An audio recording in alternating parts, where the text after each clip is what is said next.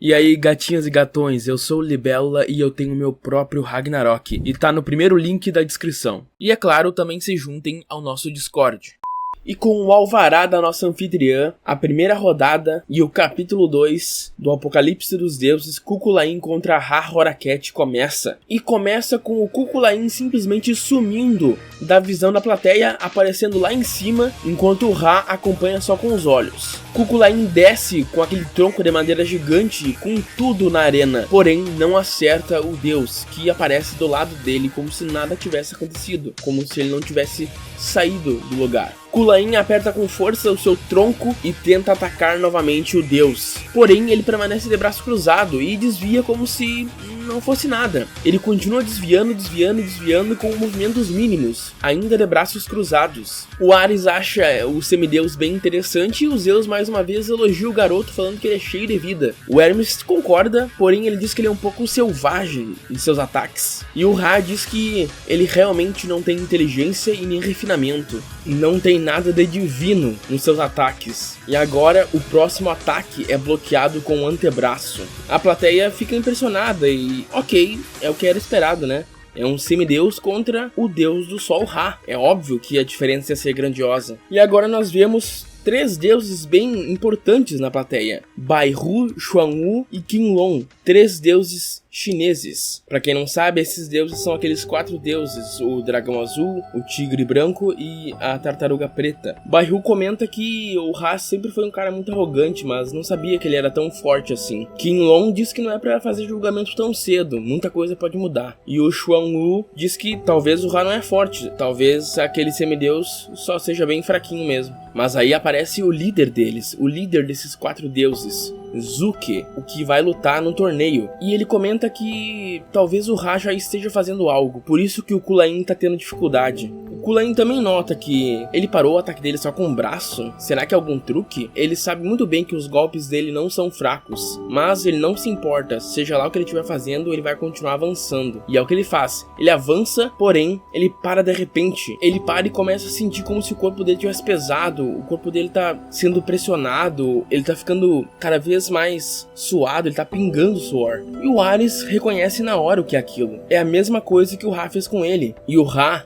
emanando algo, diz que finalmente você está sentindo a minha divindade. A plateia começa a reclamar que tá ficando tudo muito calor, tá todo mundo suando. E do nada aparecem três deusas egípcias, Hathor, Isis e Sekhmet, fornecendo água para todo mundo na plateia. Após isso aparece uma quarta, a Bastet, a líder das garotas do Ra, e ela explica que dar água para todo mundo da plateia é algo necessário como um pedido de desculpas, porque o corpo ardente do Sr. Ra se torna ainda mais ativo no campo de batalha e libera ondas de calor. E como resultado, o calor e a seca aqui na plateia estão no mesmo nível de um deserto, ou seja, na arena é ainda pior. Ela diz que esse é o campo proeminente. E também diz que o calor na arena é como se fosse o poder total de uma estrela, ou seja, o calor total do sol. E cara, parece que o Kukulain vai ser torrado ali mesmo. Uma onda de calor gigantesca cai sobre ele, ele tenta usar o tronco para se segurar e se defender. A comentarista do torneio tem que sair voando para longe para não ser queimada. Ela descreve o calor como um inferno ardente. Hermes comenta que essa é uma técnica aterrorizante e que provavelmente foi ela que afetou o poder e a velocidade do Kukulain enquanto ele atacava. Nesse momento, a nossa anfitriã, enquanto o Kukulain é torrado vivo, aproveita para comentar que as condições de vitória para o torneio é morte, rendição ou incapacitação. Portanto, dado o estado do Kukulain, e ele aparece aparentemente apagado, desmaiado, segurado no tronco, ela declara que o resultado está decidido e que a luta está acabada, e a vitória é do Ra por incapacitação. O Ra fica decepcionado, fala que isso foi uma perda de tempo. O Sun Wukong fala que, porra, isso aqui não serviu pra nada, nem deu pra conseguir informações de como são as técnicas do Ra pra segunda rodada. O Zuke achou as estratégias do Kukulain boas, a arma dele também, porém não foi o suficiente pra enfrentar um poder tão grandioso quanto o do Ra. E ele fica se perguntando se isso vai acabar tão simples assim, se o apocalipse dos deuses vai ser tão simples. Porém o Zeus, ele faz um biquinho e fica...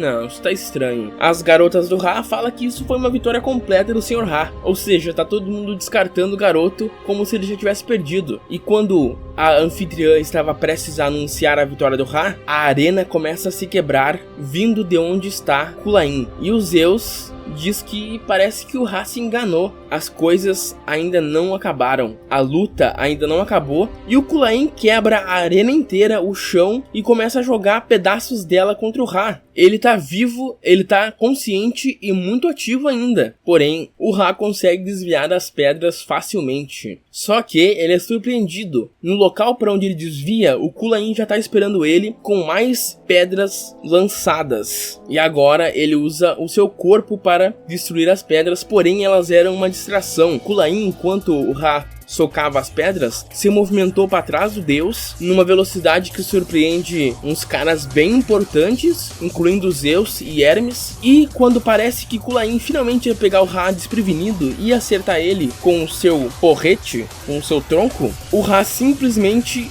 dá um chute na boca do moleque. O moleque gira no ar, mas consegue cair de pé. Foi o chute, tá? Porém, isso irrita o Ra. E o Zuki percebe isso. Ele não desviou nem bloqueou. Isso foi bem inesperado, porque contra-ataques não são algo típico do Ra. O que aconteceu foi que aquele ataque foi tão rápido e tão inesperado que ele não teve outra escolha. O Ra precisou contra-atacar. Ele não conseguia mais defender nem desviar. E pra ele, isso é um insulto. Um deus do calibre dele ter que contra-atacar porque ele não ia conseguir bloquear nem desviar do ataque de um semideus é uma ofensa pra ele. E o Zeus comenta que aquele garoto tá claramente mais forte e mais rápido do que no início da luta. Parece que ele tá se adaptando ao calor. E aí aparece ele todo queimado, todo arrebentado, sorrindo, falando que o corpo dele tá aquecendo. Ele também diz que a luta está longe de terminar, estamos só começando. E o Ra fica cada vez mais puto. Todos ali presentes, todos que importam, né, todos os fodões entenderam que agora as coisas realmente estão começando a ficar mais interessantes. Porém, algo inesperado acontece. O Ra desativou o campo proeminente. Ele não tá mais emanando calor. Todo mundo tava focado no Kulain pela performance impressionante dele, mesmo ele estando apanhando. Ele tá se saindo muito bem, forçando o Ra a fazer coisas que ele não quer. Mas essa atitude atraiu a atenção do público mais uma vez para o deus do sol. E o Kulain, como era o mais próximo do Ra,